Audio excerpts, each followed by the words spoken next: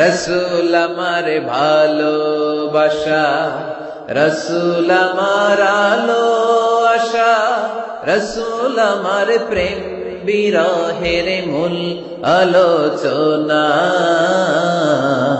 রসুল আমার কাজে করবে অনুপ্রেরণা। চিল্লায় পড়েন আল্লাহু আকবার। ক্লোজ আপ ওয়ান প্রোগ্রাম করে কাছে আসার গল্প আছে না নাই? কিন্তু কোরআনে যে কাছে আসার গল্প আছে এটা বাঙালিরা জানে না, এটা মুসলমান জানে না। কোরআন কাছে আসার গল্প শিখায়, ছেলে মেয়েদের কাছে আসার গল্প নয়। বান্দা কি করে আল্লাহর কাছে যেতে পারে সেই গল্প। চিল্লায় বলেন ঠিক কিনা? ওয়াসজুদ, সিজদায় লুটিয়ে পড়ো, কাছে আসো, কাছে আসো। আপনি বিপদে পড়ে আছেন, সিজদা দেন। ব্যবসায় মন্দা, সিজদা দেন। অসুস্থ, সিজদা দেন। মনে জ্বালা যন্ত্রণা, ঋণের বোঝা, সিজদা দেন। সিজদায় লুটিয়ে পড়েন, আল্লাহর কাছে চলে যান। বিষ্ণু ইসা ইসলাম বললেন, আকরাবু মা ইয়াকুনুল আবদু মির রাব্বিহি ওয়া হুয়া সাজিদুন ফাআকসিরু ফীহি দুআ। বান্দা যখন সিজদায় লুটিয়ে পড়ে তখন বান্দা আল্লাহর সবচাইতে কাছে চলে যায়। পড়েন সুবহানাল্লাহ। আপাত দৃষ্টিতে দেখা যায় আপনি যখন সিজদা দেন এটা মসজিদের কার্পেটে পড়ে, আপনি যখন সিজদা দেন কপালটা জায়নামাজে পড়ে। ভয় পেও না, আলো আছে আড়ালে, অন্ধকার পালিয়ে যাবে তুমি উঠে দাঁড়ালে। নিজেকে দাঁড়াতে হবে, নিজের সাথে নিজের শক্ত বোঝাপড়া করতে হবে। অন্যের দোষ খোঁজার সময় আমাদের নাই। চিল্লায় বলো ঠিক কিনা? দোষ খোঁজা যাবে না, নিজের দোষ নিজের আমরা খুঁজবো। আমার নবীর যারা লেস কাটা নির্বংশ বলে ওদের 14 গোষ্ঠী নির্বংশজের বলো ঠিক কিনা? আমার নবীর সম্মানের বিরুদ্ধে যদি কথা বলে তাদের বিরুদ্ধে আমাদের হুঙ্কার আর লড়াই আছে না নাই? বিশ্ব নবীরে গালি দিলে কলিজা আগুন লাগে, কার কার লাগে? হাত তুলে আল্লাহর দেখা।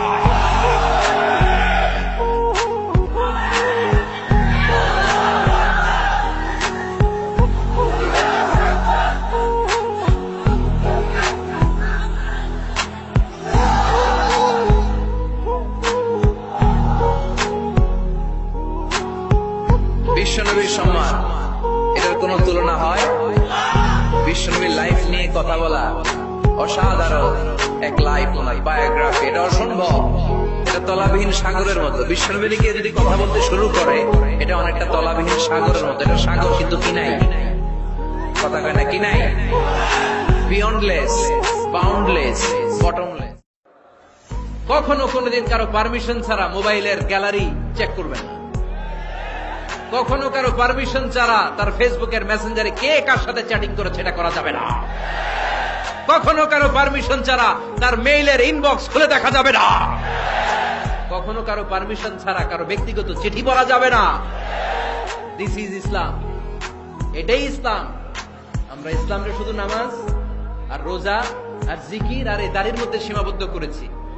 প্রত্যেকের একটা প্রাইভেসি আছে না নাই? Everyone has privacy and no one should interfere in his privacy or in her privacy. প্রত্যেকের একটা প্রাইভেসি আছে না নাই? মানুষ ছোট হলেও তার একটা সম্মান আছে না নাই? এজন্য ছোট্ট বাচ্চাদেরকে কখনো প্যান্ট খুলতে বলবেন না। অনেকে বলে আরে ছোট মানুষ, খোল খোল, আরে তুই খোল, এই খোল খোল খোল, তো আছে না নাই? ওরও প্রেস্টিজ আছে, ওর ধোকা দেয়, সে আমাদের দলভুক্ত না।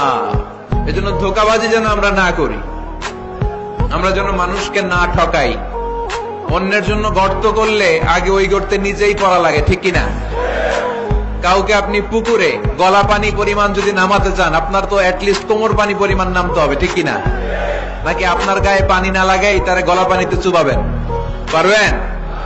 কাউরে গলা পানিতে চুবাইতে হইলে নিজের কোমর পানিতে কমপক্ষে নামতে হয়। চিল্লায় বলতে হবে ঠিক কিনা? এজন্য অন্যের পিছনে যেন লেগে না থাকি, হিংসা বিদ্বেষ যেন না ছড়াই, মানুষকে যেন ধোকা না দেই। ধোকাবাজরা মুসলিম হতে পারে না। বিষ্ণু বললেন, কেউ যদি প্রতিদিন 5 ওয়াক্ত নামাজের আগে যে ওযু করে, ওযুর পরে কেউ যদি পড়ে আশহাদু আল্লা ইলাহা ইল্লাল্লাহ ওয়া আশহাদু আন্না মুহাম্মাদান আবদুল্লাহি ওয়া রাসূলুহু, প্রত্যেক ওযুর পরে যেই ব্যক্তি এই দোয়াটা পড়বে ওই ব্যক্তির জন্য রব্বুল আলামিন কিয়ামতের দিন জান্নাতের 8টা দরজা খুলে দিবে। সেও সাইয়েদনা আবু বকরের সাথে সাথে ওই 8টা দরজা যেটা দিয়ে মন চায় ঢুকতে পারবে। কোন সুবহানাল্লাহ। ওই একটা ওমর যদি বাংলাদেশের তো টেন্ডারবাজি একদিনে বন্ধ হয়ে যেত। ওই এক ওমরে ফারুক যদি বাংলার জমিনে থাকতো, চাঁদাবাজি থাকতো না। নুসরাতের মতো কোনো মেয়েকে ধর্ষিত হওয়া লাগতো না। পেঁয়াজের দাম বাড়িয়ে সাধারণ মানুষের কষ্ট দেওয়ার সাহস কেউ করতো না। লবণের মতো নিত্য প্রয়োজনীয় জিনিসের দাম বাড়ানোর গুজব তোলার মতো সাহস কেউ পেত না। চিল্লায় বলো ঠিক কিনা? কোটি কোটি টাকার নোট ছিঁড়ে ছিঁড়ে কেউ পানির মধ্যে ফেলার সাহস তুলত না। চিল্লায় বলো ঠিক কিনা? ইটস এ ওয়েপন, এটা আমাদের অস্ত্র। AK-47 আমাদের অস্ত্র না, তলোয়ার আমাদের অস্ত্র না, কামান মুমিনদের অস্ত্র না, ব্যালিস্টিক ক্ষেপণাস্ত্র আমাদের অস্ত্র নয়। মুমিনের সবচেয়ে বড় অস্ত্রের নাম হচ্ছে দোয়া। চিল্লায় বলতে হবে আমাদের সবচেয়ে বড় অস্ত্রের নাম কি? আরো জোরে বলে। কার কাছে করবেন? আল্লাহ তুমি বুঝার তৌফিক দান করো। কোনদিন কোন বাচ্চারে মসজিদ থেকে বের করবেন না, খবরদার। আল্লাহ আপনারা জান্নাত থেকে বের করে দিবে। বাচ্চা যদি মসজিদে যায় বুঝাবেন, আহলান সাহলান বলবেন, সালাম দিবেন। জীবনটা তার এই তো শুরু। এখনই যদি মসজিদে আসে পাক্কা মুসল্লি। আপনি নামাজ ধরছেন কত বছর বয়সে? আপনি দাড়ি রাখা ধরছেন কত বছর বয়সে? দাঁড়িয়ে এই দেশের মানুষেরা রাখে যখন আর প্লেট দিয়া কিছু করা যায় না, হয় প্লেট ভাঙবে না।